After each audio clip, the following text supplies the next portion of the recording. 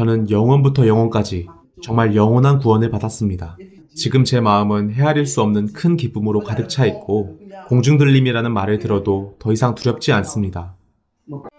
아프리카 토고 팔림의 지역 아마나 조지 형제의 간증입니다. 먼저 하나님께 감사드립니다. 저는 고등학교를 졸업하고 난 뒤에 전도사가 되었고 복음 전하는 일들에 참여해 왔습니다. 하지만 이제야 비로소 제가 하나님의 말씀과는 완전히 상반된 일들을 하며 하나님과 동떨어져 있었다는 사실을 알게 되었습니다. 지금까지 저는 예수를 영접하고 죄 용서를 구해야 한다는 말을 믿어왔으며 죄를 용서받은 후에는 건전한 삶을 살며 율법을 지켜야 한다는 교인들의 주장을 따르고 있었습니다.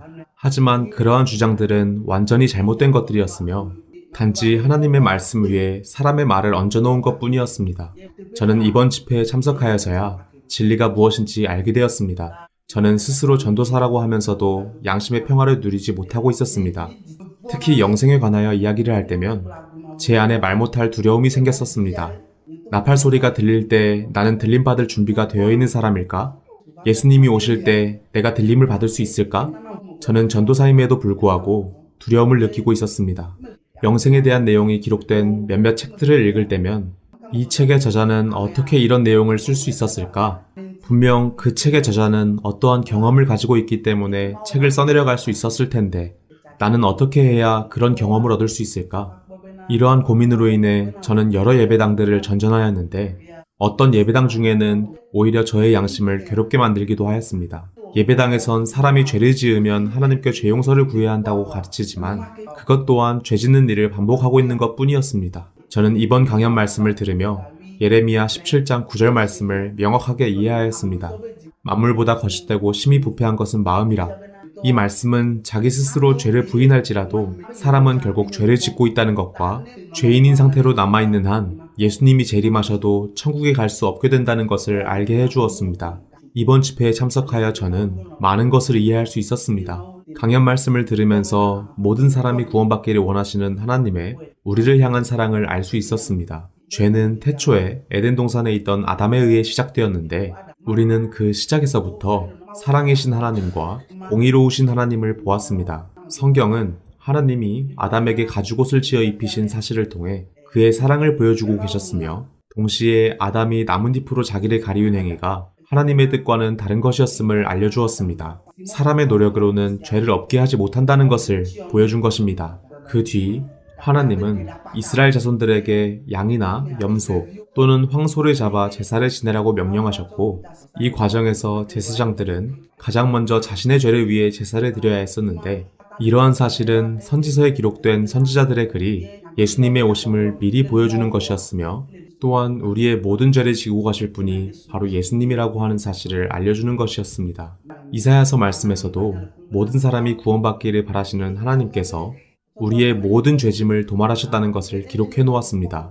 강연 말씀 중 마태복음 7장 21절에 나더러 주여 주여 하는 자마다 천국에 다 들어갈 것이 아니요 다만 하늘에 계신 내 아버지의 뜻대로 행하는 자라야 들어가리라. 많은 사람들이 주의 이름으로 선지자 노릇을 하며 권능을 행하였지만 예수님은 내가 너희를 도무지 알지 못한다고 말씀하셨고 이 말씀은 제가 지금까지 쌓아온 업적이 아무리 많다고 해도 구원받지 못한 사람이라는 것을 알게 해주었습니다.